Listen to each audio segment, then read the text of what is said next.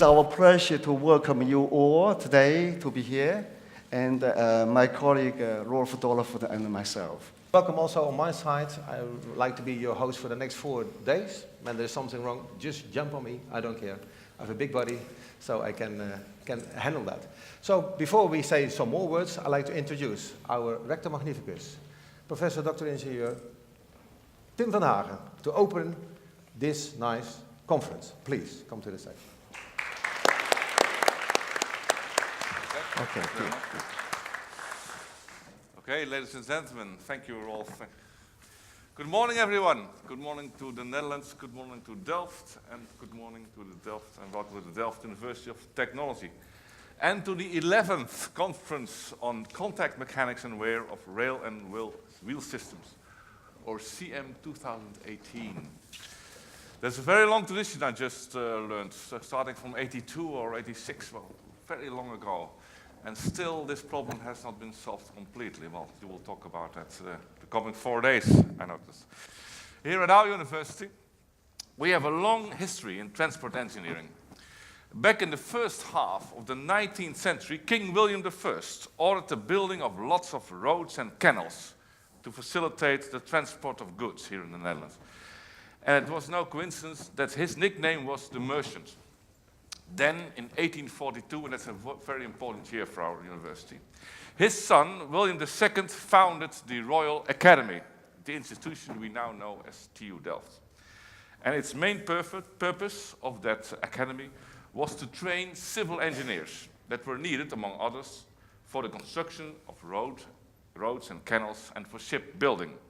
At that time, we had 42 students. Now we have more than 24,000 students.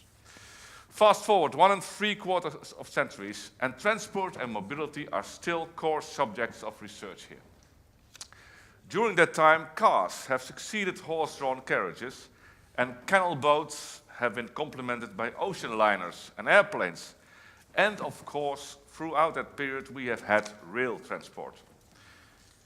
In fact, almost 180 years ago, on September the 20th, 1839, the first Dutch train traveled from Amsterdam to Haarlem. And now, in the 21st century, it is far from the end of the line for rail transport. The industry is benefiting from a number of factors. One of them is, of course, the concern for the environment. According to the Worldwide Railway Organization, UIC, traveling by train is up to 10 times less CO2 intensive than by road or by air. Another advantage is the global economic upturn, driving the need for faster and greater mobility of people and goods. Here in the Netherlands, we strongly depend on trains. And with the increasing pressure of traffic on motorways and in city centers, this dependence will only grow. Indeed, we expect a 45% increase in rail passengers in the coming decades. So how will we manage that? One of the ideas is to let conventional railways be run more like metro lines, with a train departing every 6 minutes from our main stations. At the European level, the EU made its goal in its 2011 White Paper on Transport that the majority of medium-distance passengers should travel by rail by the year 2050. Worldwide, we have seen a rapid development of high-speed trains and heavy-haul railways over the past few decades. All in all, there is growing need for higher speeds, greater capacity, efficiency, and safety of railway systems. And that is exactly what brings us here today, because bigger, better, faster, and more trains also impose increasing demands on that very small area where wheel and rail meet, the contact patch. A small patch, as you know, has a big impact on the running of rail networks.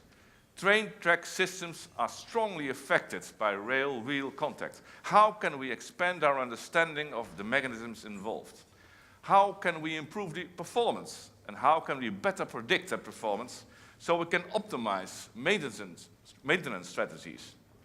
How can we reduce wear and tear of rails and wheels so there will be less disruption of service? The answers to such questions need fundamental research as well as innovative engineering and operational design. It also calls for strong collaboration between various scientific disciplines and between science and practice. That is why the theme of the conference is Connecting Science and Practice Towards Future Rail-Wheel Interaction. So over the coming days, you will be hearing about a range of subjects, from contact mechanics to metallurgy to the monitoring and maintenance of rail-wheel contact. And a lot of these subjects have a strong link to practice and to application. The societal relevance of scientific research is a subject that is close to my heart. At TU Delft, we have made our mission for the coming 6 years to let our research create impact for a better society. In other words, we don't just want to be good at what we are doing, we want what we do to be good for something. And that is exactly what rail-wheel interaction is all about. The production of rails and wheels causes a major part of the CO2 footprint of railways. Ultimately, your work contributes to a longer service life of rails and wheels. So it makes our world greener and more sustainable, and thus it creates impact for a better society. We are very happy to host the 11th conference on this important subject here in Delft this year. Delft is, of course, the university of the late Professor Joost Kalker, famous for his mathematical description of the wheel-rail contact. You will remember his contributions to science during this CM2018, as well as the contribution of Cambridge Professor Kenneth Johnson, who passed away in 2015. We will also be celebrating the inauguration of TU Delft's Cyril Lier as Professor of Rail Systems and Monitoring, and you are all very welcome to attend his inaugural lecture. Now, with over 100 presentations, I'm sure you will be presented with a wealth of information. But just as importantly, with more than 200 participants from 17 countries spanning the world's continents, you should have ample opportunity for discussion. Because, just like railways, contacts and networks are very important in science. I wish you a very pleasant stay here in Delft and in the Netherlands, and I'm sorry for the weather, and I wish you a productive and successful meeting. Thank you very much.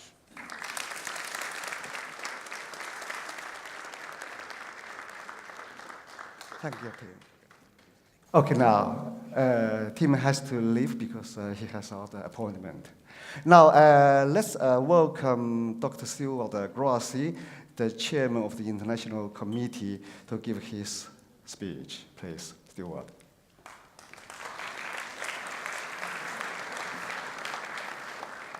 Okay, I'll make this very brief. My name's Stewart Grassi. I'm, as Zili says, I'm head of the International Committee, whose purpose is to maintain these conferences and ensure they keep going, and provide some means of reviewing your papers. I thought I was going to be introducing Tim, but I'm not. So instead, I shall merely welcome you all here. I'll wish you all a productive and enjoyable conference. One thing that I've done the last couple of times that I've done the introduction is encourage you all to ask questions. That we all learn things by asking questions and hearing the answers. And I'll be giving a wee talk about Ken Johnson tomorrow, and one of the things that he used to say was the only stupid question is the question you don't ask. So if you're sitting there with something on the tip of your tongue that you want to know, the chances are that another half dozen people in the room are also sitting there with the same question, and you're all a little bit nervous to ask it because you think it's too obvious. It's never too obvious. So if it's too obvious, somebody would have done it already. So thank you very much, and I'll pass on to Zili and Rolf to continue and start the first session. Thanks very much.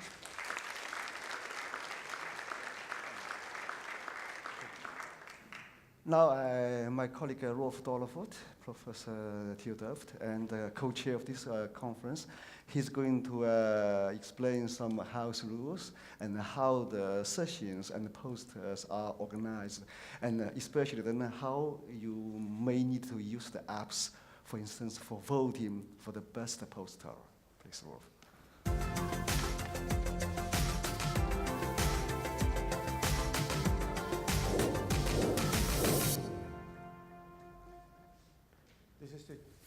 This is the tune you already will see when there is a new session or a break up in the meetings. What I tell is that I like to see and to discuss with you how everything is going on, and also what Stuart already said, why saying nothing and why not asking. I think that's really an important part of this conference. So there we go. Share, interact, and explore, I would say. And therefore, we also this cubic, and also in your bag you see some cubics, so you can share with each other to find the full discussion, what we like to give an overview, how to explore, how to share, and how to interact. I think that would be helpful, and let's see what we can do together, because not now only to do an introduction, but we also like to go back at the end of this conference to see what did you do, what is the reaction, and what did you expect, and what did you have a result in that. Oh. So let's have a look at the bag. I will have also one, so thank you to the organization. This is the bag, and when you open it, you see some nice contributions. So you see the program. I think it's very important to see the program. And also you can see inside who's presenting, who is who, and who's the person who is presenting looks like. When I'm at the conference, it's always a little difficult to see who is who, and I think it will help. Also the small contributions on the title, but also not only a name, but also a statement. And a statement also helps to have the discussion ongoing. So then we can also interact with each other and see how we can have these small contributions alive. I think that's one part of how to share, interact, and explore. Another one is the cubic, but this one is real, with the USB stick inside. All the proceedings are there. You also get your personal presentation at the end of the conference. So when you go back, you can also see your own presentation back and do discussion. How does it go? What about the questions, etc. So everything is on this stick. I think that's really good. That's also helping you, especially all the PhD students, to have this connection and also to share and explore how to continue your own research. So the proceedings are there, and also the presentations will be there too. Notebook, always good for the network, as our rector said. When you see some interesting connections or research, please do, or a nice practical problem, also do your best and grab that chance. Then we also have a nice remembering. I think you already see. We were thinking about what to give you. Everybody has already a pen, etc., etc. So we choose for a small bag a nice thing to put it on your desk. And of course, the stress cubics you can share and explore with each other and see how you can play this game. So that's about the bag. And now we go to the badge.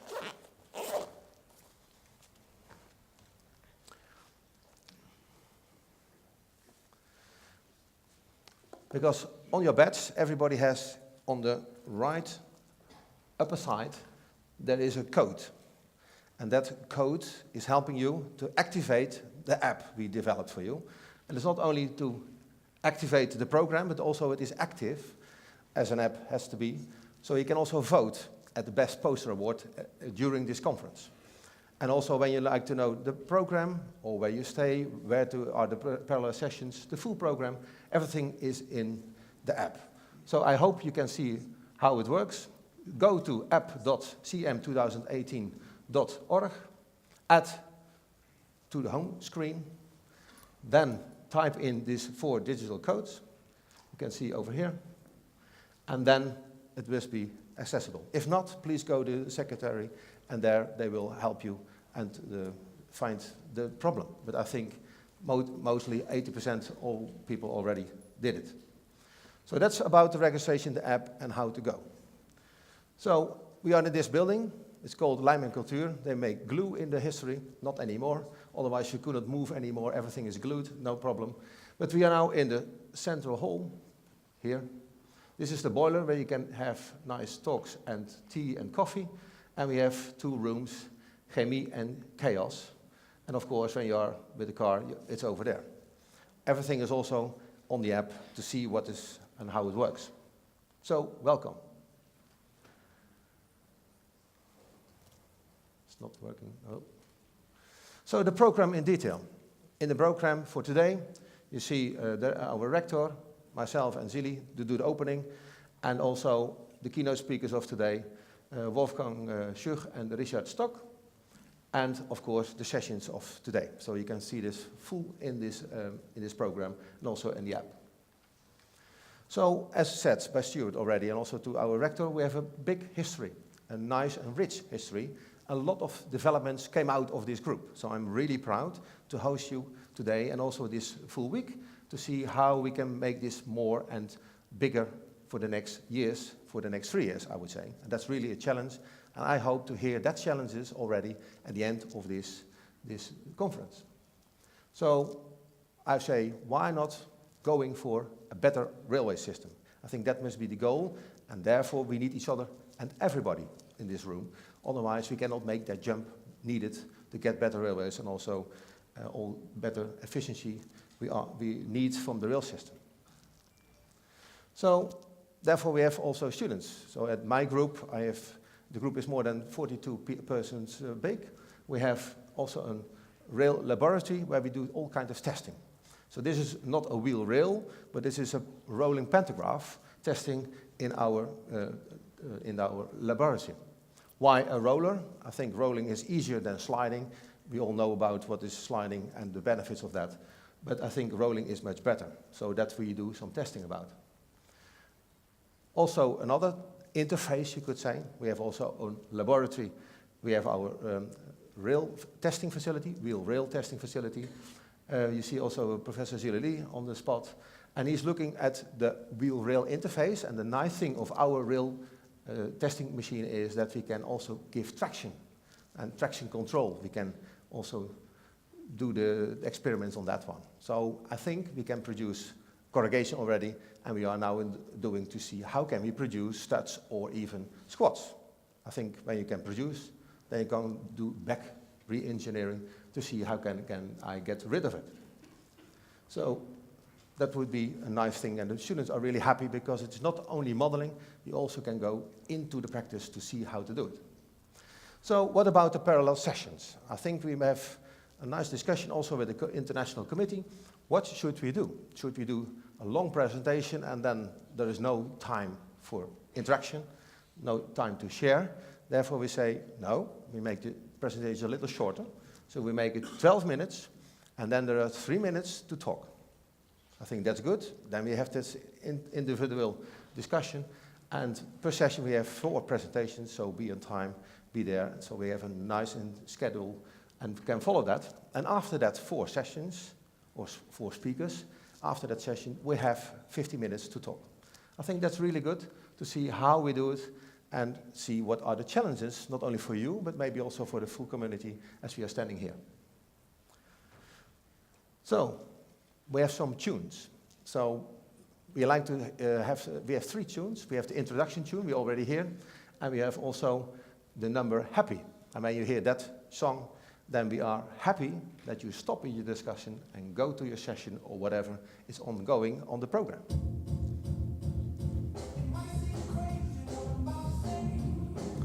That's nice. Okay, so then you are really happy to go on and to continue, and that's why we choose that song. Another one is that when we have the poster of the presentation of your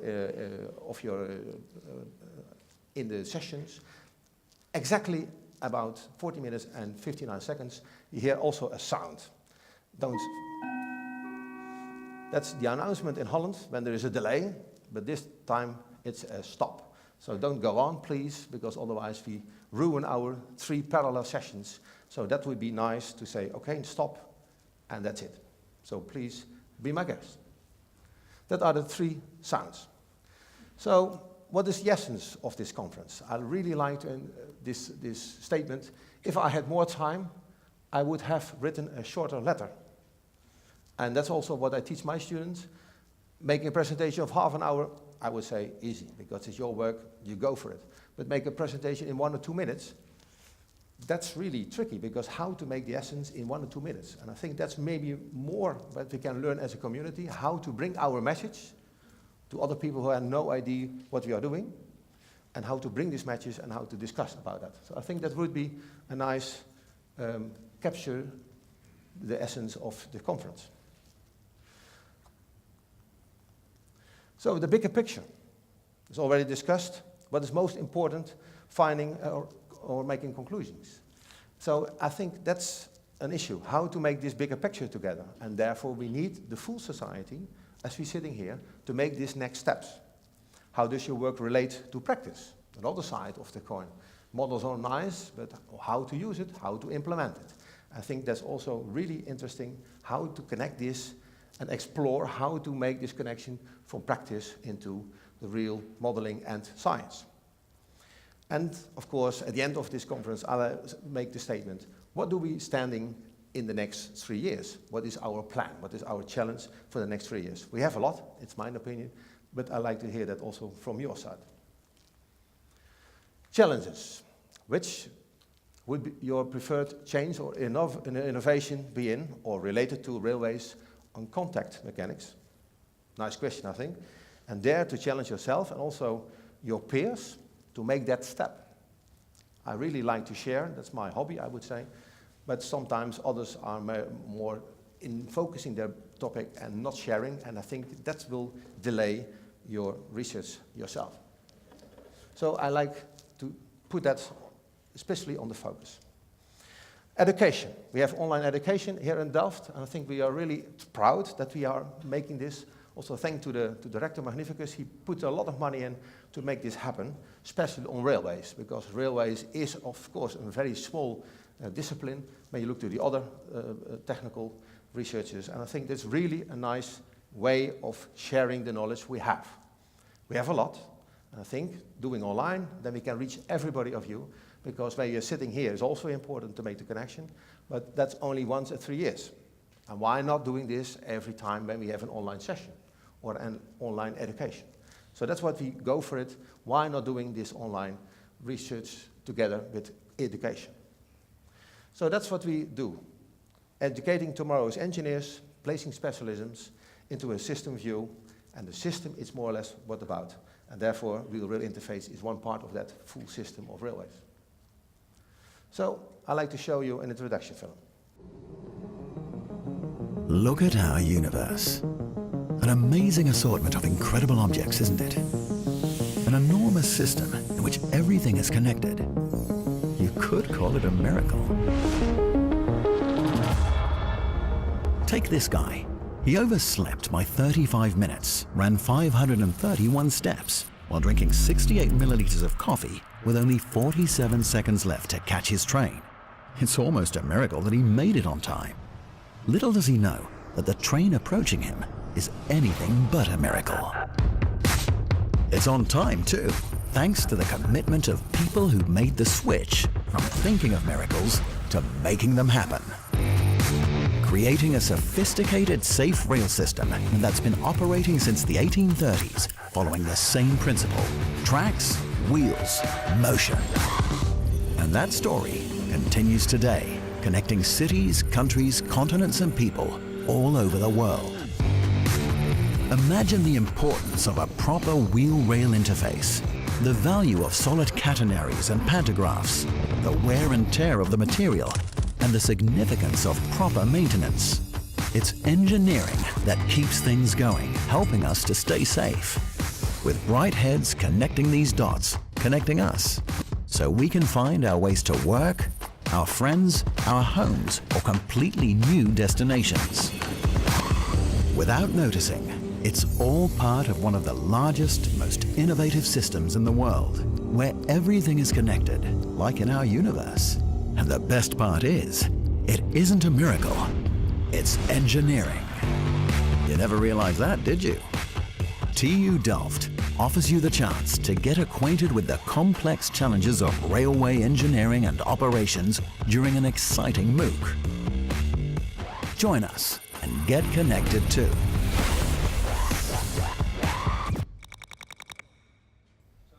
I think that's really make you happy to enroll.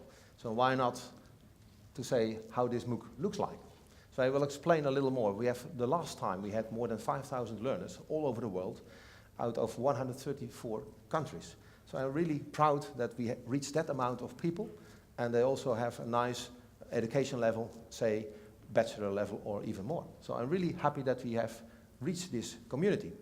And by the way, this community is really big, because when you have this amount of students for the first round, that's really a record, and also they stay at the MOOC. So I think we also make it really enjoyable to join this and also to do that.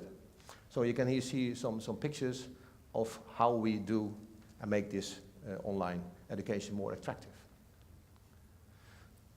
The red dots are the students where they come from. So I'm really proud. It's not only one dot like Holland or whatever, but it is all over the world. So I'm really happy that a lot of people all over the world are attractive to our railways. So that's the good news. And I think how to use this expansion of people who like to know more about railways, how to catch them and put them in contact and share our knowledge and to interact with these people. So we have also, one of the success was we had an asset management serious gaming. So you have to build your own track, your own problems you get, of course, yeah, silly me. Why not? You get all these problems, no money, and how to do it, how to solve all these problems. I think that was a really success to do this serious game. It's free, so you can download it from the App Store or whatever, and you can play this game together with all the other people. And also, we put it in the MOOC so you have a lot of other students who can share this nice game. So, after the MOOC, when you still like that, then we have to say, okay, why not going for a professional education? You have to pay some money, not much, 350 euros, and then you can go on to get more knowledge on the railway systems. My dream is that all of you sitting here make together some online courses, for example, dedicated on real rail interface or where or whatever. That would be a dream, and when all universities make this connected, then we have a nice menu for people who really like to know everything on railways. What's it all about? We have 4 modules already, and also starting next year, track and train interaction, real-time traffic management, performance over time, and of course a capstone to learn the tools you already get.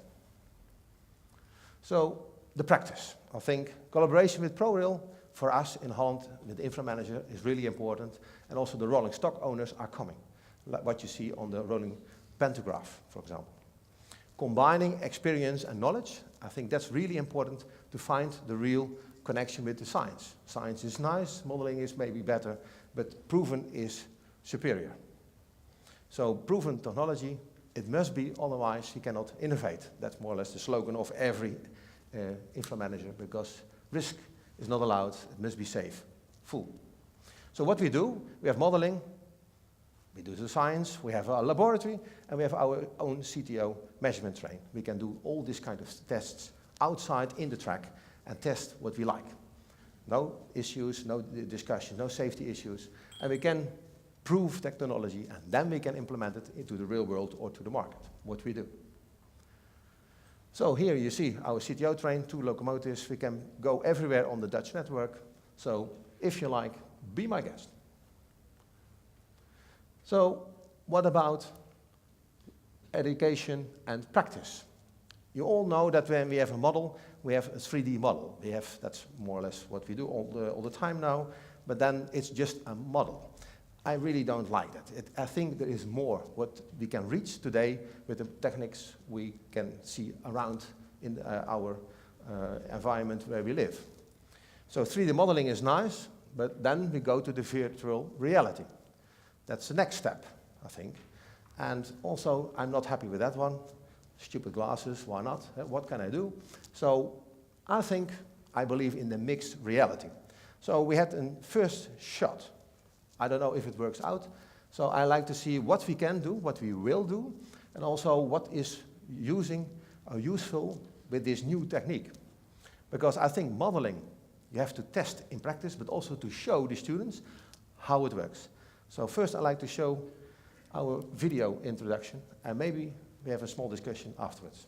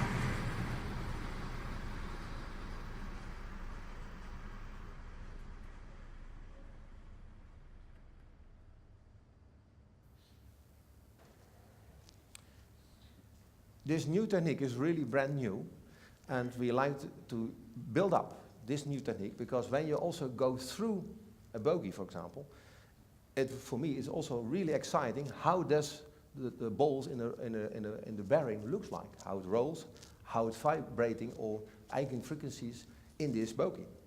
So what we like to do is to connect all these models into an interface to make this really happen, and then we can also go through when it is already running the output of your model.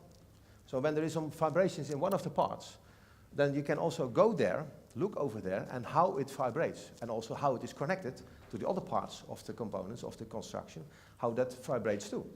I think this combination of how the vibration works, and also how to explain that to the students, I think is really exciting to see that.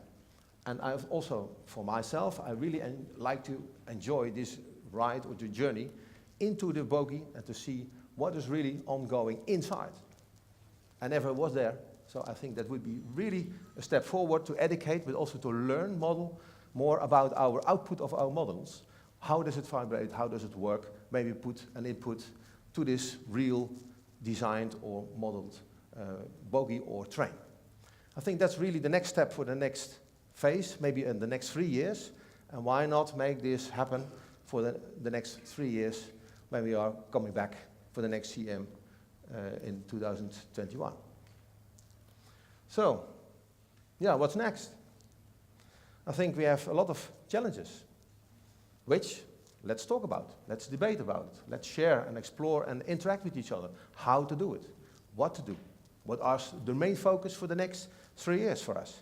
I think we have to do it in common, otherwise everybody is doing something, but after 3 years, yeah, we have nice publications, but the step forward to make the real big difference with each other is not there. That's my opinion. Why not join and be there and work together? So dare to cooperate, I would say. And where to stand from 3 years from now on? And that's the question I like to continue afterwards, on Wednesday, when we have the closing ceremony and have a small discussion with you as the audience. So that was more or less my introduction talk. I like to say one more thing. This evening we arrange also a dinner, so it's 6:30. So it's on this place. I hope to welcome you over there, and we'll be stay, say, around 9 o'clock. So be my guest. Also, there's a dinner. It's for free. Enjoy. Thank you.